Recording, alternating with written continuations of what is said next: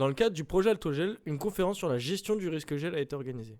Nous vous proposons un extrait de cette conférence qui présente la prévision météo du risque gel.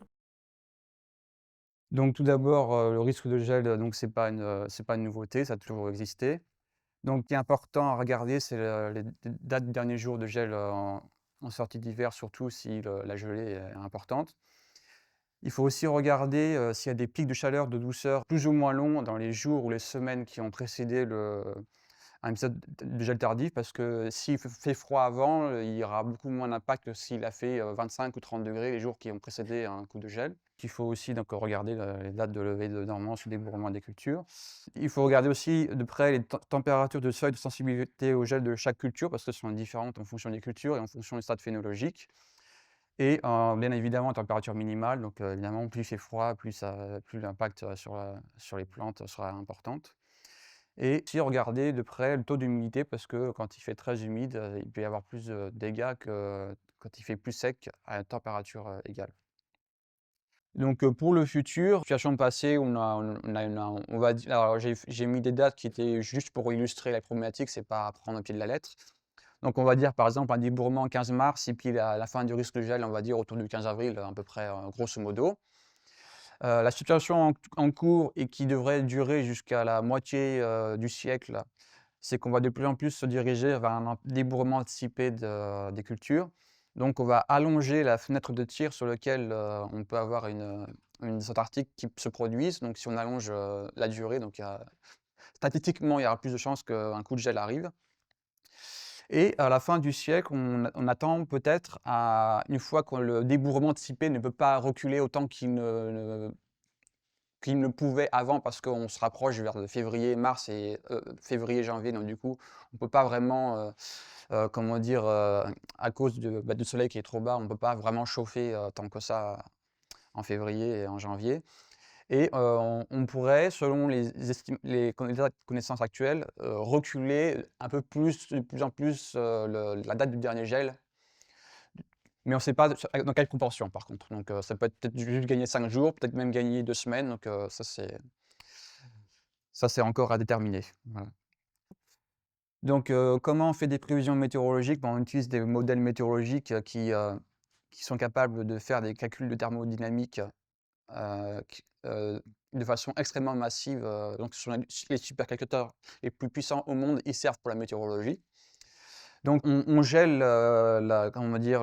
L'état des lieux à un instant T et ensuite on fait tourner le modèle avec les lois de thermodynamique qui sont appliquées, sur le futur. Et donc plus on veut aller, loin en termes d'échéance, plus la maille sera grande, parce qu'on a toujours des contraintes de puissance de calcul. Donc si on veut faire des mailles extrêmement fines, ça demande beaucoup de puissance de calcul, donc du coup on ne pourra pas aller loin en temps, puisque le temps qu'on calcule, ben, on va déjà être obsolète. On va dire, si ça prend 6 heures ou 8 heures calculer, ça va être obsolète assez rapidement, quoi. Donc la fréquence de réactualisation est souvent entre 3 et 12 heures, mais très souvent 6 heures. Et la durée de la réactualisation, est souvent de 1 heure et demie pour faire le calcul.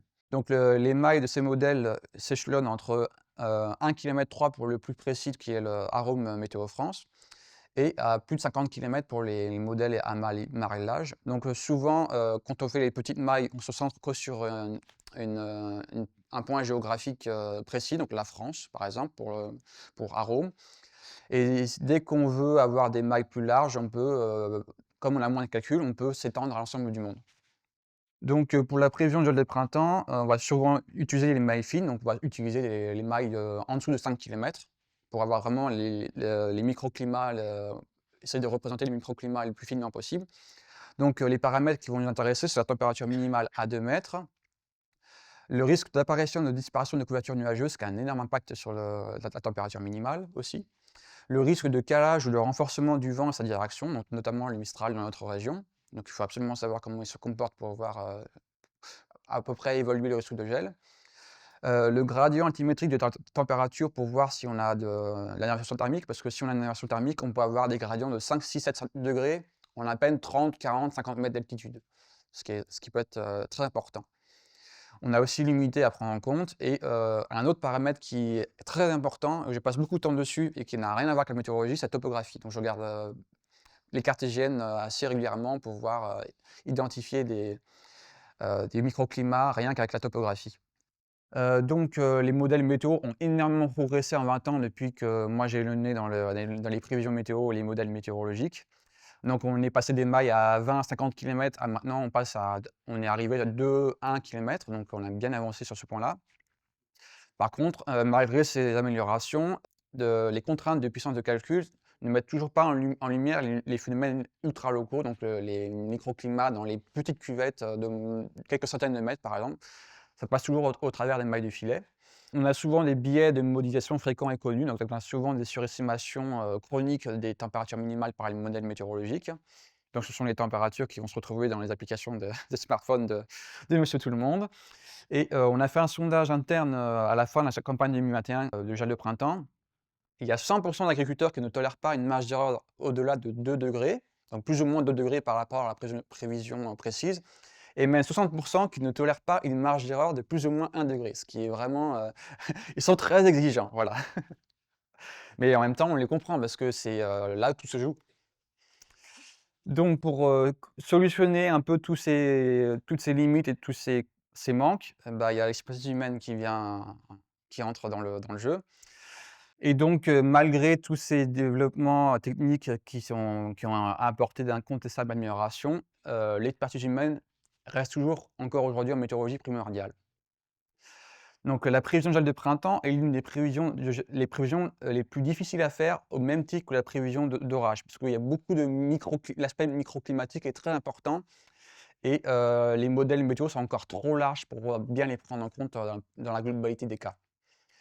On a de nombreux microclimats locaux comme je l'ai suffisamment expliqué, et on a aussi la gestion de l'incertitude, parce que les modèles météo souvent proposent un scénario unique. Et comme le météorologiste, lui, il va regarder plusieurs modèles, donc il va avoir plusieurs scénarios différents, et il va faire le tri entre tout ça et voir quel est le scénario le plus probable. Et surtout, d'avoir plusieurs scénarios très importants pour le vent et la nébulosité, parce que ce sont des paramètres qui influencent énormément la température minimale, et une moindre erreur de prévision sur le vent et la nébulosité peut amener à des erreurs de 3, 4, 5 degrés sans difficulté. Là, j'ai fait une comparaison sur l'expertise humaine versus le modèle. Donc on voit sur le graphique du haut, en haut à gauche, on a la température observée en bleu et la température modélisée par le modèle en orange. Il y a une différence de presque 5 degrés. Donc ça, c'est typiquement des biais assez fréquents qu'on peut retrouver. Et donc pour le tableau en bas, on a une comparaison entre le modèle Arome et ma prévision que j'avais faite pour ces épisodes de gel. On a 10 untés de gel qui ont été étudiées sur 2022 et 2023. Et on voit qu'en moyenne, en expertise humaine, j'ai fait à peu près 2 fois mieux que le modèle, j'ai fait 2 fois moins d'écart par rapport à la réalité, par rapport au modèle météorologique. Et la même chose en utilisant un camembert. Donc en gros, j'ai fait mieux que le modèle français sur 85% des cas. Et même sur le nombre d'écarts, le nombre de prévisions où l'écart est inférieur à 2 degrés, sur 34 prévisions sur 40, j'ai fait moins de 2 degrés d'écart par rapport à l'observation, alors que le modèle ne l'a fait que 9 fois. Donc on est quand même l'expertise humaine qui est toujours très performante. Et donc comment trouver une bonne information météo, donc la plupart des applications ou des sites n'utilisent qu'un seul modèle, donc ce qui n'est pas génial pour la prévision météo.